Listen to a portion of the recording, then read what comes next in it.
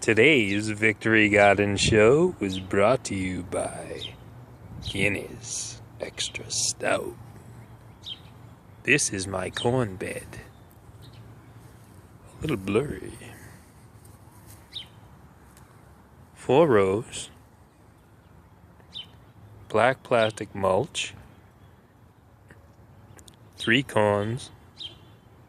Kernels per hole, 12 inches apart. Rows are, I believe they're 4.5, maybe 5.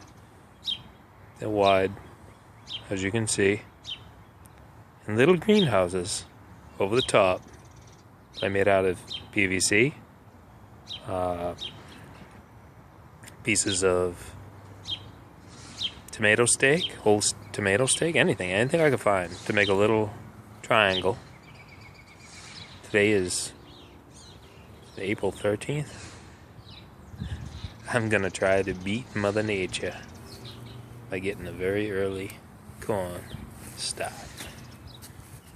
I soaked the seeds for a couple hours, except for the last few. I didn't really count them out.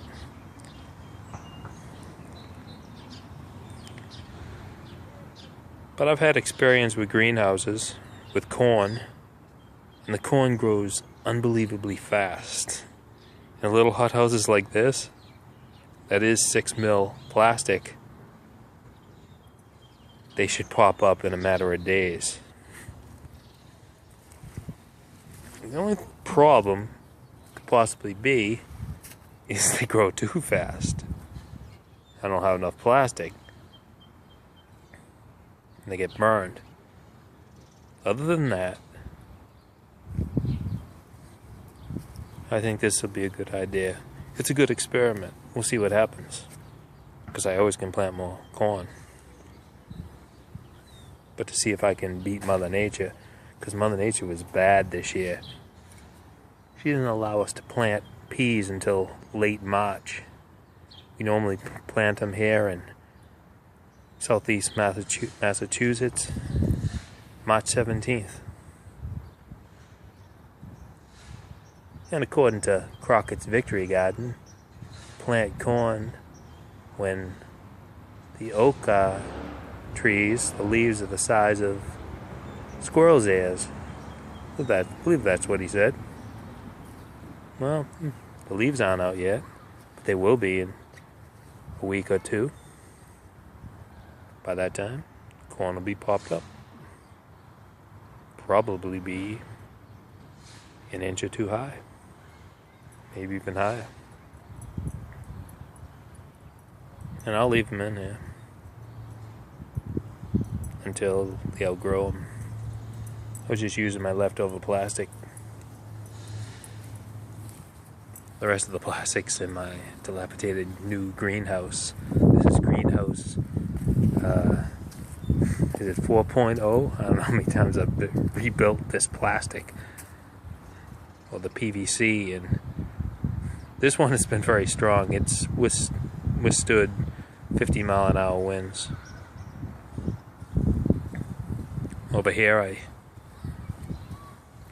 added straw to my potato bed. I'm waiting for the dandelions to pop before I put potatoes in the ground because there's something different than corn. Corn is hard as a rock. Potatoes, if you put them in the ground when it's too cold, they will just rot. And there's no greenhouse over here. So it's a raised bed. I think the soil temperature is high enough in there right now, but I'm going to wait. But I added the straw to keep the weeds down, even though there is going to be some seed in that straw. Over here, the peas are just popping. Won't be able to see on this camera. I mean, they're just popping.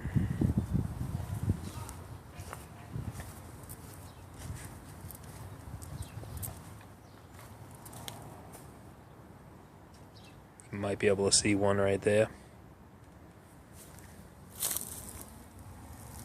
Just popping. It was very cold.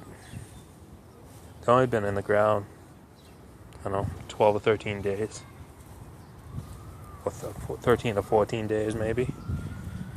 Back over here is my herb garden. The thyme right there is doing too good.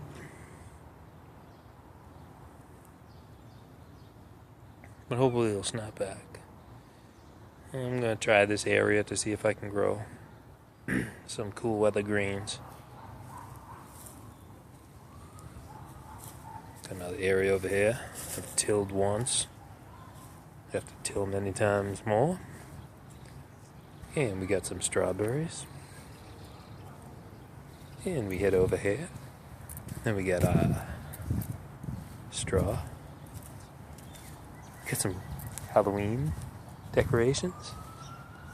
That's a nice Halloween decoration. You get the styrofoam ones, they blow away. These cement ones are made very cheap. I made about 20 of them for 20 bucks or something. Very durable.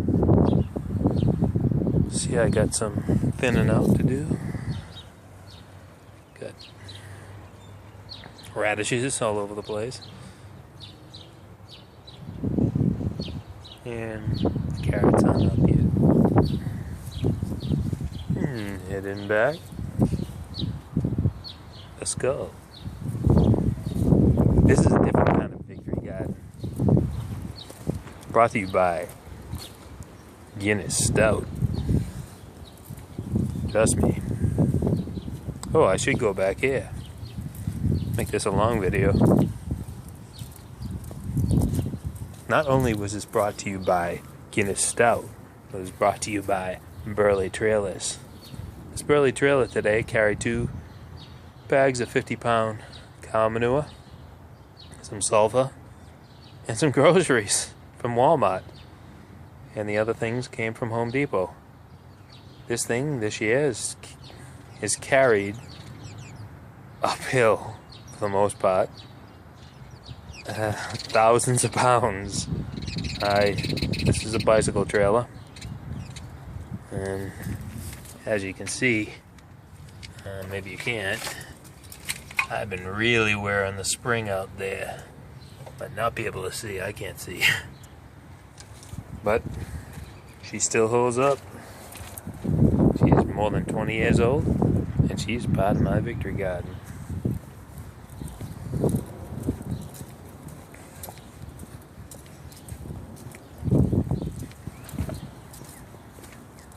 And we put some onions in here. This hasn't been planted yet. This is going to be in May for some soybeans. Back there's where I'm going to put my tomatoes. There is a pumpkin hill. That's a pumpkin hill with plastic that fell over it. Another pumpkin hill. Another bed. I'm going to plant some beans in there. I don't know what I'll put right there. It's not going to get too much light. Maybe gourds. Let them grow out. I'll probably put gourds in here. Let them grow along the fence right there or something. Or down the pass or whatever. Oh, another pumpkin hill. What I do is I make these pumpkin hills. I dig down to the subsoil, don't go into it. Then I add rough compost, cow manure, slow release fertilizer, lime with the return of the soil, and keep on building up layers. And you get a big mound like this. Let them go right across the lawn. My dog pees all over the lawn. There's plenty of nutrition in there. And then I'll feed them fish emulsion. That's another one. Another one. Some lettuce. A little short one back there. And another little short one. These are going to grow out. They're not going to grow. I'm not going to allow them to go in with the potatoes. I'll be growing liitle in here. The French fingerling. And I'm thinking over here that I'm going to have to put my blue Adirondack and or my peanut potato seed. And it's getting close to that time. So as you can see,